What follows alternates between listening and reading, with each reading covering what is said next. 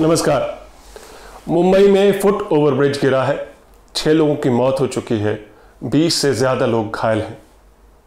Blame game शुरू हो चुका है।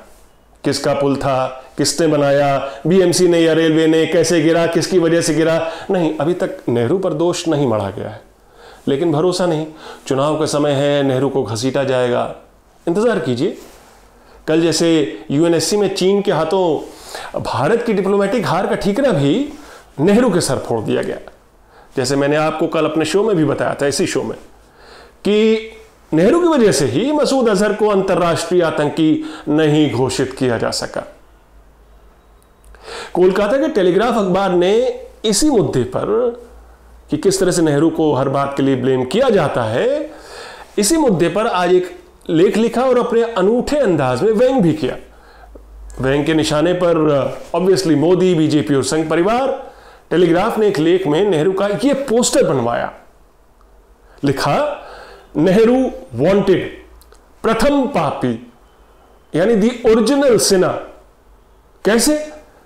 क्योंकि यूएन में मसूद अजहर को मदद करने के लिए, अयोध्या मंदिर की जगह नए भारत के मंदिर बनाने के लिए, यानी dam, steel plants, power plants, scientific research institute इत्यादि, 2 करोड़ नौकरियां देने की मोदी की मुहिम में रोड़ा डालने के लिए।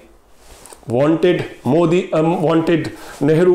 मोदी को लोगों के बैंक अकाउंट में 15 लाख रुपए डालने से रोकने के लिए, इसके लिए भी नेहरू जिम्मेदार। लोगों को अपने मन मुताबिक खाना खाने के लिए लिंच नहीं करने के लिए भी नेहरू जिम्मेदार और वांटेड है। और भी कई अपराधों के लिए जो उन्होंने भारत माता के खिलाफ किए। जिसे भी नेहरू कहीं मिले वो तुरंत शेरिफ यानी मोदी जी को सूचित करें। उन्हें मोदी की किताब एग्जाम वॉरियर्स इनाम में दी जाएगी। आजकल नया चलन चल निकला है। देश में कोई भी त्रासदी, दुर्घटना, बाढ़, सूखा, पुल गिरना, सबके लिए नेहरू जिम्मेदार है।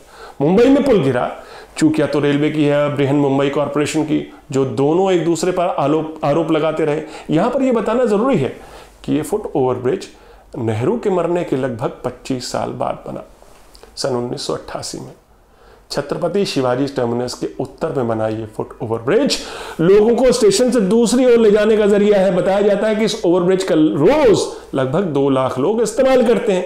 पिछले साल ही मुंबई के तमाम और पुलों, इन पुरानी इमारतों, स्ट्रक्चर्स और दूसरे पुलों की तरह इस ओवरब्रिज का भी ऑडिट हुआ था, जो कि बताया जा रहा है बीएमसी के इंजीनियर्स ने किया था।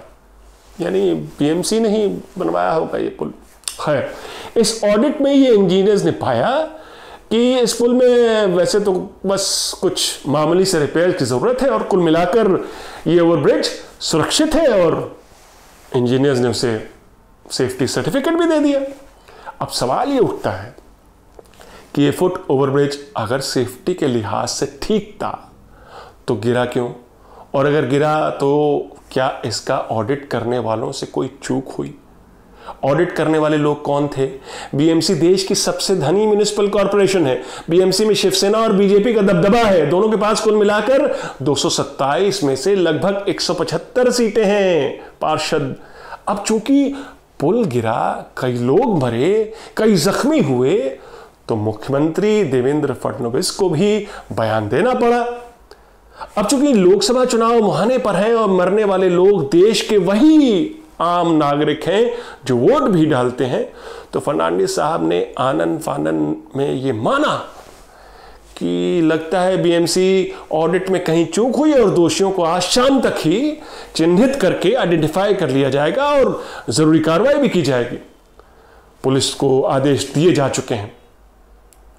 बीजेपी और शिवसेना की दोस्ती उतनी ही पुरानी है जितनी इस गिरने वाले पुल की उम्र है।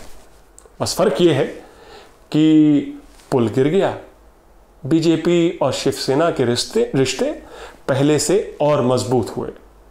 दोनों मिलकर फिर से लोकसभा के चुनाव एक साथ लड़ रहे हैं। याद आता है मशहूर शायर और कवि दुष्यंत का दशकों पहले लिखा वो शेर कि पक्ष और प्रतिपक्ष संसद में मुखर हैं, बात इतनी सी है कि कोई पुल बना है। दुष्यंत ने इस शेर के जरिए उस समय में व्याप्त राजनीतिक करप्शन पर उंगली उठाई थी। आज इस शेर को पलटकर हम कुछ यूं पढ़ेंगे कि बात इतनी सी है कि कोई पुल गिरा है। पुल के बनने और गिरने को लेकर इस देश में नंगी राजनीति होती है। इंसान की जान जाती है, मगर राजनीतिक दल अपने वोट बैंक को कभी नहीं भूलते। लगभग 3 साल पहले ऐसे ही कोलकाता में 2016 में एक निर्माणाधीन फ्लाईओवर गिरा, 20 से ज्यादा लोगों की मौत हुई। फ्लाईओवर बनाने वाली कंपनी ने इसे एक्ट ऑफ गॉड बताया, मतलब पल्ला झाड़ लिया।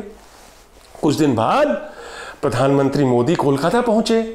उन्होंने एक्ट ऑफ गॉड वाले बयान को वहां की राज्य की मुख्यमंत्री ममता बनर्जी पर थोप दिया और कहा कि ये एक्ट ऑफ गॉड नहीं, एक्ट ऑफ फ्रॉड है। कहा कि इस तरह पश्चिम बंगाल को भी मुख्यमंत्री ममता बनर्जी खत्म कर रही हैं। यानी इस देश में जान की कीमत नहीं, लाशों पर भी राजनीति। अब यह सिलसिला आम हो चुका है। जनाब शायर मलिकजादा मंजूर अहमद का एक शेर है कि देखोगे तो हर मोड़ पर मिल जाएंगी लाशें, ढूंढोगे तो इस शहर में कातिल न मिलेगा। ऐसा ही एक निर्माणाधीन फ्लाईओवर पिछले साल मोदी जी की ही लोकसभा कॉन्स्टिट्यूएंसी बनारस में भी गिरा। योगी जी के राज में 18 लोगों की मौत हुई, इंजीनियर्स और दूसरे लोग सस्पेंड हुए। बताया गया कि फ्लाईओवर बनाने वाली कंपनी को 5 चेतावनियां दी गई थी। अच्छी बात है, मगर इंतजार किसका हो रहा था? पुल के गिर जाने का। उन चेतावनी पर फॉलो अप तो प्रशासन को करना था ना, वो एक्शन क्यों नहीं हुआ? ये क्या था Modi ji? Act of fraud नहीं था? या इसके लिए भी नेहरू जिम्मेदार थे? वैसे ऐसे वक्त प्रधानमंत्री खामोश हो जाते हैं। वो तब तक खामोश हो जाते हैं तब खामोश होते हैं जब देश उनके मन की बात वाकई जानना चाहता है। लिंचिंग हो या गो रक्षकों की मनमानी। आपको तो मालूम है मोदी जी की फितरत, ये कितना बोलते हैं, कितना करते हैं, और क्यों इनका कहा और किया पब्लिक तक पहुंचते पहुंचते डिमोनेटाइज हो जाता है। आज की न्यूज़बाजी इतनी ही। दुख की इस घड़ी में द न्यूज़बाज की संवेदनाएं मुंबई फुट ओवर ब्रिज में मरने वालों के परिवारों के साथ हैं। हम आशा करते हैं सरकार मुंबई फुट ओवर ब्रिज गिरने के कारण की तहकीकात करे, दोषियों को जल्द सजा मिले और मरने वालों के परिवारों को सही मुआवजा। इस देश में गायों की तरह आम आदमी की जिंदगी को बचाने की भी कोशिश हो, पुलों पर भी और सड़कों पर भी। फिर मिलेंगे एक नई न्यूज़बाजी के साथ, तब तक के लिए नमस्कार।